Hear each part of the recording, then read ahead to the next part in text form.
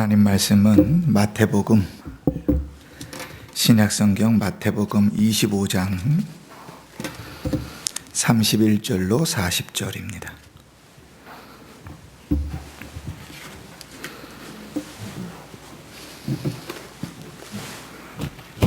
제가 봉독합니다. 신약성경 44쪽 전후에 있습니다.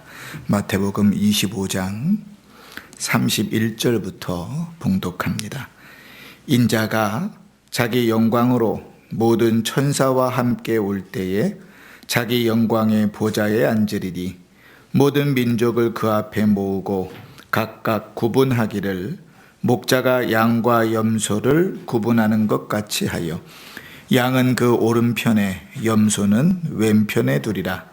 그때의 임금이 그 오른편에 있는 자들에게 이르시되 내 아버지께 복을 받을 자들이여 나와 창세로부터 너희를 위하여 예비된 나라를 상속받으라. 내가 줄일 때에 너희가 먹을 것을 주었고 목마를 때에 마시게 하였고 나그네 되었을 때에 영접하였고 헐벗었을 때에 옷을 입혔고 병들었을 때에 돌아보았고 옥에 갇혔을 때에 와서 보았느니라. 이에 의인들이 대답하여 이르되 주여 우리가 어느 때에 주께서 줄이신 것을 보고 음식을 대접하였으며 목마르신 것을 보고 마시게 하였나이까? 어느 때에 나그네 되신 것을 보고 영접하였으며 헐벗으신 것을 보고 옷 입혔나이까? 어느 때에 병드신 것이나 옥에 갇히신 것을 보고 가서 배웠나이까 하리니 임금이 대답하여 이르시되 내가 진실로 너희에게 이르노니 너희가 여기 내 형제 중에 지극히 작은 자 하나에게 한 것이 곧 내게 한 것이니라 하시고 아멘. 한 주간 동안 평안하셨지요? 2022년도 첫 주일 예배입니다.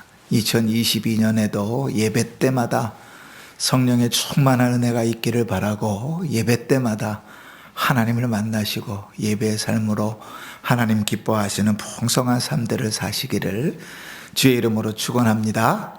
아멘. 아멘. 우리 교회는 전통적으로 첫 주일을 청지기 주일로 지킵니다. 청지기라는 말이 조금 낯설지요. 작년도 총신대학교 그 수시 면접 그 시험 문제 중에 청지기가 무엇입니까? 이런 문제가 있었어요. 그래서 우리는 되게 익숙하고 잘 아는 이야기인데 단어인데 사실은 아이들에게는 되게 낯설어서 청지기가 뭔지 몰라서 면접 때 그 질문에 대답하지 못한 애들이 좀 있었다 하는 이야기들을 들었습니다. 이 청지기라는 것은 남의 것을 대신 맡아서 관리하는 사람이죠. 지금 우리는 익숙하지 않지만 옛날에 양반집에는 다 그런 집안일을 맡아보는 시중을 드는 사람이 있었잖아요. 청직이라 그랬습니다. 그래서 우리에게는 좀 어른들에게는 좀 익숙한 말일 거고 젊은 사람들에게는 좀 낯선 말일 수 있는데 성경에 성도를 향하여 청직이라 그렇게 말씀합니다. 특별히 오늘 장로님 기도하신 내용 중에도 있는 것처럼 우리가 가지고 있는 그 무엇이라도 그것이 시간이든 건강이든 물질이든 심지어는 우리가 직분을 받았든지 간에 우리가 가지고 있는 그 모든 것들이 내 것이 아니다. 이게 이제 우리의 기본적인 신앙 고백이죠. 말씀을 준비하면서 새벽에 그런 생각을 해봤어요. 내 생명은 내 것이라고 우길 수 있지 않을까?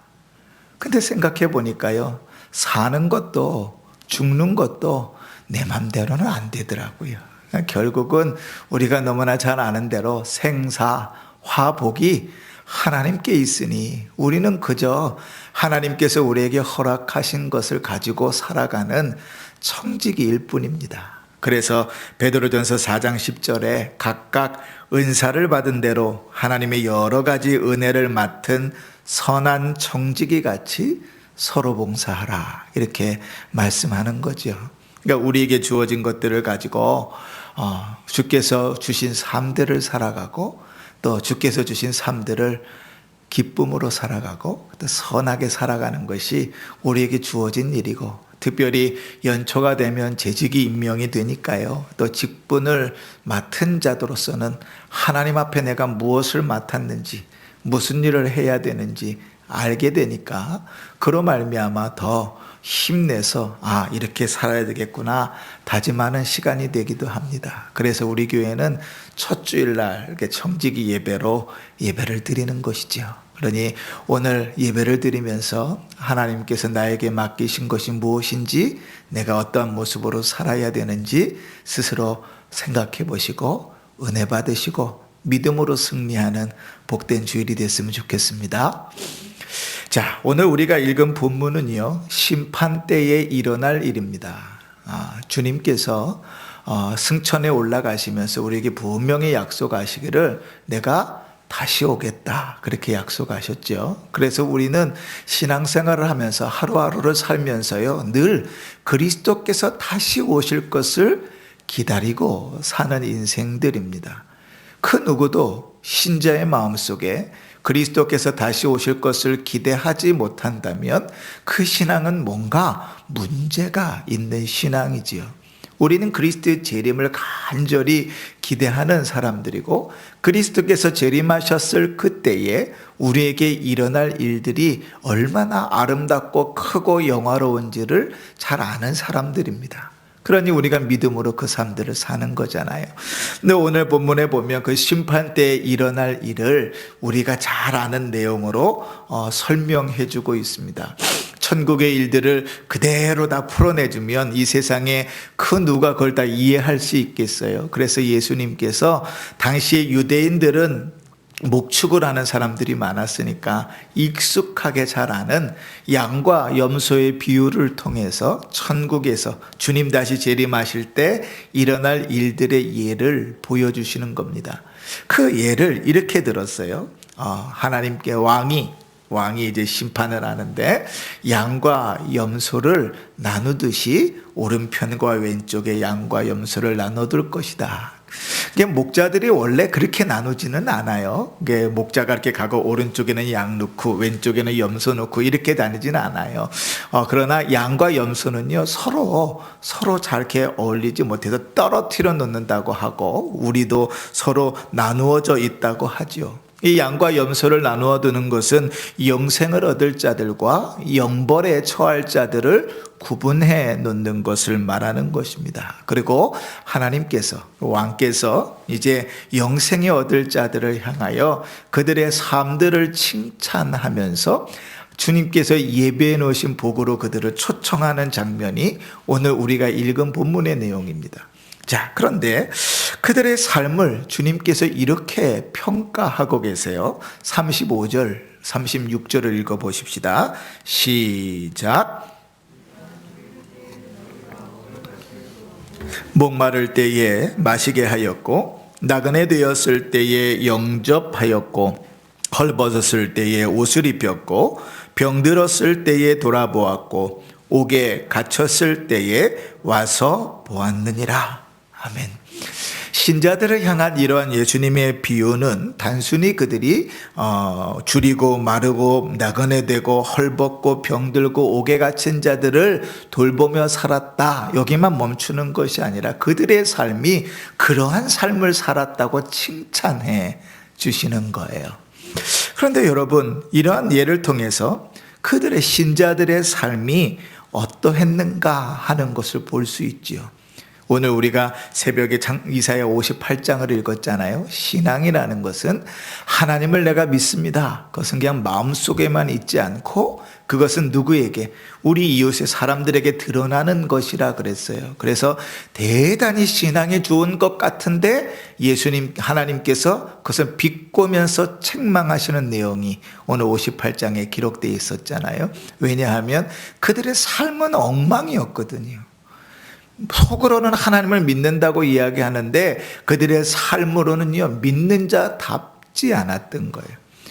이렇게 말씀하죠. 하나님을 사랑하노라 말하면서 이웃을 사랑할 수 없다면, 형제를 사랑할 수 없다면 하나님 사랑하는 것 아니다, 이렇게 명명하시잖아요. 신앙은 그렇게 드러나는 것입니다. 그런데 신자들을 향하여 하나님께서 이렇게 말씀하시는 거예요. 너희가 내가 줄일 때 먹였고 목마를 때 나 마시게 했고 내가 나그네 돼서 헐벗었을 때 나를 도와줬고 병들었을 때 찾아왔고 옥에 갇혔을 때 나를 도왔다. 이렇게 말하는 거지. 그러니까 단순히 이 몇 가지만 이야기하는 게 아니라 신자의 삶 자체가 그랬다는 거예요. 자, 그런데 여러분, 왜 그들이 그렇게 살았는가? 이게 중요합니다. 이러한 삶들, 줄이고 목마르고 헐벗고 병들고 옥에 갇힌 사람들을 돌아보는 이유가요, 이럴 수 있잖아요. 천성적으로 착한 사람들이 있어요. 지나가면서 바퀴벌레 한 마리도 밟아서 못 죽이는 사람, 그죠? 그냥 속이 착해요. 천성적으로 착해서 그렇게 힘든 사람, 어려운 사람이 있으면 지나가지 못하고 늘 도와줘야만 하는 사람도 있어요. 예수를 믿든지 안 믿든지 간에, 그죠? 그런 사람들을 만나보셨나요? 간혹 그런 사람들이 있습니다. 좀 속상한 것은 예수를 안 믿는 사람들 중에도 그런 사람들이 많은 게 좀 속상하지요. 또 한편으로는 이런 것도 있어요. 저주받을까 봐, 하나님 앞에 심판받을까 봐 착하게 살아야지, 착하게 살아야 하늘이 나를 돕지, 이런 생각으로 그냥 마음은 안 그런데 속을 꾹꾹 눌러가면서 착하게 살려고 노력하는 사람들도 있을지 몰라요. 그런데 오늘 주님께서 심판의 날에 신자들을 향하여 칭찬하시는 이유는 그들이 그러한 마음으로 이런 선한 삶들을 살았기 때문이 아닙니다. 그럼 왜? 무엇으로 그렇게 살았을까? 오늘 우리가 아까 우리가 읽었던 그 말씀들 35절 36절에서요 그 답을, 힌트를 찾을 수 있는 내용이 있습니다. 그게 뭔가 하면 36절에 병들었을 때 돌아보았고 하는 구절입니다. 병들었을 때 돌아보았다, 우리말 성경에는 돌아봤다 라는 표현들이 신구약 성경에 자주 사용되는데요, 원래 이 돌아봤다는 헬라어 그 단어는 구약 성경의 파카드라는 단어를 번역해 놓은 겁니다. 이 파카드라는 단어는요, 어떤 사람을 찾아가는 것, 이게 기본적인 의미인데, 성경에 보면 특히 구약 성경의 파카드는 대부분 어디서 쓰였냐면 하나님께서 비참한 환경에 있는 성도들을 찾아가실 때 그런 단어들을 썼습니다. 예를 두 가지 들어볼게요. 첫 번째로는 우리가 창세기를 계속 이제 강의해 왔으니까 창세기 21장에 이제 사라에게 하나님께서 나타나셨잖아요. 그래서 네가 아들을 낳을 것이다, 이렇게 말씀할 때 창세기 21장 1절에 이렇게 말씀하십니다. 여호와께서 말씀하신 대로 사라를 돌보셨고, 여호와께서 말씀하신 대로 사라에게 행하셨으므로 그가 아들을 낳은 거예요. 그런데 여기서 여호와께서 말씀하신 대로 사라를 돌보셨다 할 때 이 돌보셨다가 파카드입니다. 또 하나 있어요. 이스라엘 백성들이 이제 한참 애굽에서 종살이하고 있을 때 출애굽기 3장 16절에 하나님이 이렇게 말씀하십니다. 너는 가서 이스라엘 장로들을 모으고 그들에게 이르기를 여호와 너희 조상의 하나님 곧 아브라함과 이삭과 야곱의 하나님이 내게 나타나 이르시되 너는 너희를 돌보아 너희가 애굽 땅에서 당한 일을 확실히 보았노라. 내가 너를 돌보아, 이렇게 표현할 때 돌보다라는 말이 파카드예요. 이 말을요 영어로 번역하면 이상한 단어가 됩니다. 뭔가 하면 visit, 방문하다, 이런 단어가 되는 거예요. 그러니까 구약시대에 하나님께서 돌봤다, 우리 신구약 성경에 돌봤다고 표현되는 단어들은 죄다 어떤 의미냐면 하나님께서 친히 우리를 찾아오셨다, 이런 표현이 됩니다. 우리가 갖고 있는 성경, 개역개정판 성경의 신구약 성경을 다 뒤져봐도 신방이라는 단어가 한 단어도 나오지 않습니다. 그러니 교회는 신방을 해야 돼요, 안 해야 돼요? 해야 돼요? 성경에 한 번도 나오지 않는 단어인데 목사가 신방해야 됩니까, 안 해야 됩니까?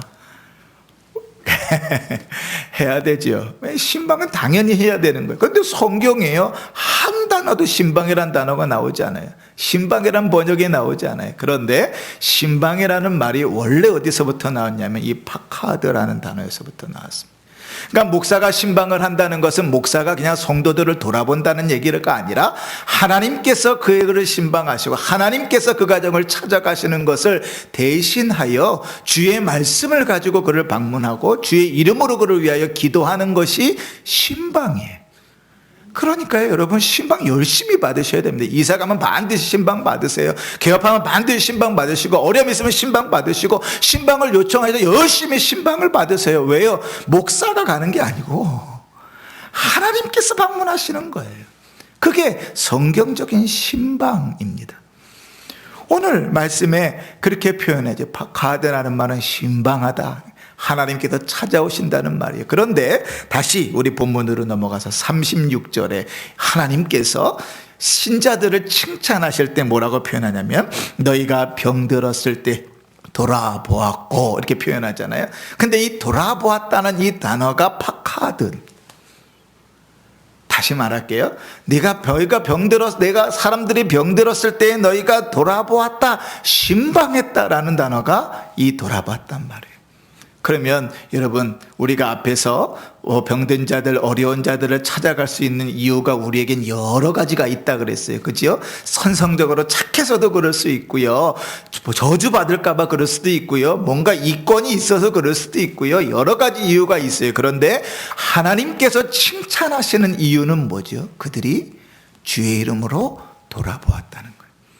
그들이 행했던 일들, 목마른 자를 먹이고 줄인 자들을 먹이고 목마른 자들에게 물을 마시우고 헐벗은 자들을 입히고 병든 자들을 찾아가고 옥에 갇힌 자를 돌아보았던 그 일, 모든 일들이 뭐에서 이루어진 일이냐면 신앙 안에서, 믿음 안에서 이루어졌다는 거예요. 여러분, 내 것 남에게 주는 게 쉽습니까? 안 쉬워요. 그죠? 길거리에 지나가다가 구걸하고 있는 사람을 만났을 때 그 사람에게 동전 하나 주는 게 쉽든가요? 안 쉬워요. 요즘같이 박한 세상에는 100원짜리 동전 하나 던지는 것도 쉽지 않아요. 그죠? 그런데 신자들, 주님께서 칭찬하고 있는 자들은 어때요? 그들이 가진 믿음 가운데서 그 믿음으로 그들을 향하여 사랑과 섬김들을 열심히 감당했던 자들이에요. 더 놀라운 것은 무엇인가 하면 예수님께서 이렇게 증언하고 계시는 거예요. 그들에게 한 것이 나에게 한 것이다. 그럼 이 말을 뒤집어 바꾸면 이런 거예요. 주님께 하는 건 잘할 수 있어요. 다시 말하면 헌금 열심히 낼 수 있어요. 교회에서 봉사 열심히 할 수 있어요. 그런데 밖에 나가서 주를 알지 못하는 자들을 향하여 내 물질을 쓰고 내 힘을 쓰고 내 지혜를 쓰고 내 능력을 쓰는 일들이 쉬운가? 쉽지 않아요. 교회에서 하는 일이니까 주를 위하여 한다고 열심히 할 수 있지요. 그런데 밖에 나가서 주님께 하듯 할 수 없다고요. 그런데 주님 하나님께서 칭찬하고 있는 이들은 어땠어요? 모든 이에게 하는 일들을 주님께 하듯이 했어요. 더 놀라운 사실은 무엇인가 하면 예수님께서 그렇게 말씀하시니까요, 35절 36절에 그렇게 말씀하시니까 그들이 3번이나 이렇게 묻습니다. 한번 보실까요? 자, 37절에 보시면 이에 의인들이 대답하여 이르되 주여 우리가 어느 때에, 38절입니다. 어느 때에 나그네 되신 것을 보고, 39절입니다. 어느 때에 병드신 것이나. 다시 얘기하면 3번이나 주님께서 너희가 나에게 그렇게 해주었다 라고 얘기할 때 이 성도들이 뭐라 그래요? 주님 언제 그랬습니까? 그런 적이 없는데요. 우리가 특별하게 누구를 돕고 특별하게 어떤 선행들을 하면 우리 머릿속에 기억이 남잖아요. 그죠? 그런데 이들의 삶들, 하나님께서 칭찬하고 있는 이 성도들의 삶은요, 늘 그랬어요. 그렇게 살아가는 것이 특별한 것이 아니에요. 길거리를 지나가다가 굶주린 자를 돕는 것이 특별한 일이 아니에요. 그들의 삶이고 당연한 일이기 때문에 그들의 기억에 없어요. 삶 자체를 믿음으로 그렇게 살았어요. 그러다 보니까 그들이 특별히 기억할 만한 이벤트나 행사가 아니었어요. 왜요? 당연한 것이었거든요. 믿음으로 사는 삶은 그렇게 사는 것이야. 믿음으로 아멘 한 다음부터는 그렇게 당연하게 살았어요. 그것이 내 자랑거리도 아니고 내가 내세울 만한 일도 아니었어요. 그런데 주님은 그 모든 것을 누구에게 했다고요? 나에게 한 것으로 인정해 주시는 거예요. 여러분, 청지기의 삶은 이런 삶입니다. 신자의 삶은 이런 삶입니다. 우리에게 주어진 그 은혜들을 당연하게 여기면서 그러나 하나라도 더 움켜쥐는 것에만 관심 있는 삶이 신자의 삶이 아닙니다. 하나님께서 우리에게 허락하신 은혜라는 것을 고백한다면 그게 건강이든 그게 물질이든 그게 지식이든 그게 지혜이든 그것이 무엇이든지 간에 그것을 나를 통하여 흘러가게 하는 것이. 그래서 저는 그런 말 좋아합니다. 우리 아이들에게도 그렇게 가르치는데, 공부해서 남 줘라. 공부해서 네 거 아니다. 돈 벌어서 남 줘라. 하나님 나에게 주시는 이유가 있어요. 가끔씩 목사이다 보니 이제 어떤 성도님들이 이렇게 만나면 이게 물질을 주실 때가 있습니다. 정확하게 두 분류로 나누는데 어떤 분들은 이거 헌금이에요 이렇게 주시는 분들이 있어요. 그러면 그 봉투 열어보지도 않습니다. 바로 주일날 헌금으로 드려요. 그런데 목사님 이거 식사할 때 쓰세요 이렇게 주시는 분들이 있어요. 그럼 그 돈은 제가 딱 가지고 있습니다. 아내하고 제가 딱 가지고 있어요. 그런데 이상한 것은요, 그렇게 돈이 생기잖아요. 그럼 반드시 또 주어야 될 사람들도 생겨요. 흘러가게 만드세요. 이상하지요? 꽁돈이 생기면 꽁돈을 주어야 될 사람이 생겨요. 우리는요, 신자는 그런 삶입니다. 무엇이 우리에게 주어졌든지 우리로부터 흘러가게 하는 삶이에요. 그리고 그것이 특별한 우리의 선행이나 기억이 아니라 당연한 것으로 주어지는 삶이죠. 우리가 은혜를 받을 때 은혜를 갖고 싶어서 막 안달이 나가지고 쪼르고 쫄라서 구원의 은혜를 얻었던가요? 아니요. 우리가 살아가는 삶들 속에 무엇 하나 우리가 요구해서 하나님께 관철시켜서 받아낸 것들이 있던가요? 아니요. 제가 한번 물어볼까요? 지난 한 달, 12월 한 달 동안 여러분 한 해를 돌아보면서 기도하셨잖아요. 그러면서 여러분 2022년도를 반드시 허락해달라고 기도하신 분 계시면 한번 마음속으로 손들어 보십시오. 아무도. 어제 저녁에 잠자면서 오늘 아침을 나에게 허락해달라고, 하나님 내일은 꼭 내가 살게 해주셔야 됩니다 하고 기도하면서 오늘을 기다리신 분 계시면 손들어 보세요. 아무도 구하지 않고 아무도 기대하지 않았는데 하나님은 아침에 우리에게 호흡을 주시고 하루를 살게 하시고 한 해를 열어주시고 그 한 해를 꿈꾸며 기도하며 살아가게 하시잖아요. 우리가 가지고 있는 시간과 건강과 그 모든 것들이 하나님의 은혜로 받은 것이잖아요. 그러면 청지기는 그것을 주님의 것인 줄 알고 그것을 잘 활용하여 쓰는 자가 성도입니다. 선한 습관을 따라서 기도하고 전도하고 성경 읽고 묵상하면서 살아가되 그 모든 일들이 우리의 자랑거리가 아니고 우리의 특별한 공로가 아니고 당연히 청지기로서 성도로서 살아야 되는 삶인 것이죠. 그래서 예수님께서 이렇게 말씀하셨어요. 누가복음 17장 10절에 비유를 드시면서 이와 같이 너희도 명령받은 것을 다 행한 후에 이르기를 우리는 무익한 종이라 우리가 하여야 할 일을 한 것뿐이니라 할지니라 이렇게 말하라고요. 우리는 무익한 종입니다. 당연한 일을 한 것입니다. 그 말씀에 비춰보면 오늘 우편에 서 있는 주님께서 칭찬하신 이들은 아주 지극히 정상인 거예요. 우리가 언제 그랬습니까? 우리가 언제 주를 위하여 돌봤습니까? 우리는 그냥 당연한 일들을 한 것입니다. 우리는 그냥 우리에게 주어진 일상을 산 것입니다. 주님께서 우리에게 허락하신 것들을 잘 감당하며 살았을 뿐입니다. 이게 정직이와 신자의 삶이죠.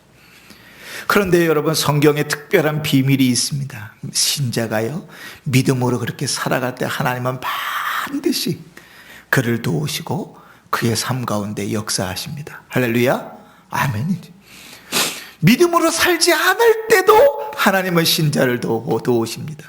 우리가 아브라함의 이야기를 알잖아요. 아브라함이요, 갈대아 우르를 떠나서 가나안 땅에 들어왔는데 그 기근을 당해서 또 한 번은 애굽으로 한 번은 고센 땅으로 내려가잖아요. 그죠? 그런데 그곳에 내려가서요, 살아남으려고 자기의 아내를 누이라고 속이잖아요. 그런데 그 일로 인해서 자기가 감당할 수 없는 문제가 벌어졌어요. 그죠? 예? 자기 아내를 빼앗겨 버렸다고요. 그런데 그때 하나님께서 어떻게 역사하셨는지 알지요? 아브라함은 손 쓸 수 있는 것이 아무것도 없었는데 그 모든 문제를 누가 해결하셨어요? 하나님 해결하셨어요. 꿈에 나타나시고 그들의 태문을 막으시고 할 수 있는 모든 것을 다 하시면서 그들을 보호하신다고요. 아브라함이 믿음으로 그 길을 걸어간 것이 아니에요. 믿음의 땅을 버리고 갔는데도 불구하고 하나님도 오셨다고요. 그러면 우리가 믿음으로 살아갈 때, 말씀대로 살아갈 때, 신자답게 살아갈 때 하나님께서 왜 그 성도를 안 도와주시겠어요? 왜 그와 동행하지 않으시겠어요? 하나님 우리 모든 삶 가운데 섭리하시고 역사하시는 것입니다. 그러한 고백을 제일 많이 한 기록이 있는 데가 시편입니다. 다윗이요, 하나님 앞에 이렇게 고백해요. 주는 나의 도움이 되셨음이라. 내가 주의 날개 그늘에서 즐겁게 부르리이다. 아멘. 근데 다윗의 인생을 우리가 잘 알잖아요. 다윗이 늘 하나님께서 나를 돕는다고 할 정도로 이렇게 승승장구한 모습으로 살았는가요? 하나님 기름 붓고 나서 10여 년을 도망 다녔잖아요. 그 도망 다니다 지쳐서 이국 땅으로 망명해가지고 살아보려고 발버둥 쳤을 때 거기서 생명의 죽음의 위기를 만나서 미친 척하고 나오잖아요. 그 미친 척하고 나와서 이런 시를 지었습니다. 시편 34편 6절에 내가 여호와께 간구하며 내게 응답하시고 내 모든 두려움에서 나를 건지셨나이다. 할렐루야. 아멘. 믿음으로 살려고 할 때, 하나님을 의지하려고 할 때, 주 앞에 매달릴 때 왜 하나님께서 그를 안 도우시겠어요?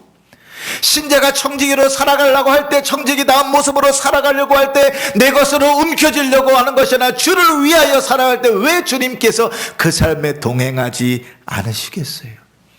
그래서 이스라엘 백성들에게 시편을 지으면서 모두가 다 찬송하게 하는 내용 중에 이런 말씀이 있습니다. 시편 119편 5절에 이스라엘아 여호와를 의지하라. 그는 너희의 도움이시오 너희의 방패시로다. 이 하나님은 영원히 우리 하나님이시니 그가 우리를 죽을 때까지 인도하시리라. 할렐루야. 아멘이지.